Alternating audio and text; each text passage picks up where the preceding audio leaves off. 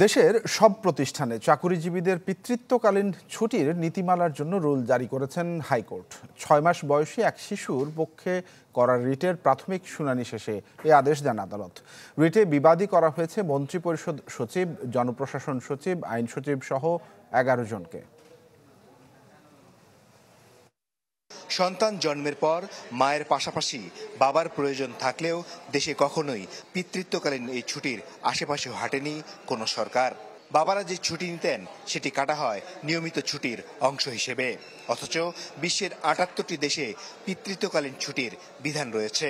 পাশের দেশ ভারত, পাকিস্তানেও মেলে এই ছুটি। এ বিষয়ে রিট আবেদন করেছে 6 মাসের এক শিশু। শুনানিতে হাইকোর্ট বলেন এই ছুটি না হওয়াটা ঠিক ছিল না। পরে পিতৃত্বকালীন ছুটি নিয়ে রুল জারি করেন আদালত। নগদের কাছে সব গ্রাহকই প্রিয়, তাই তো সারা দেশে ক্যাশ আউট চার্জ সবচেয়ে কম।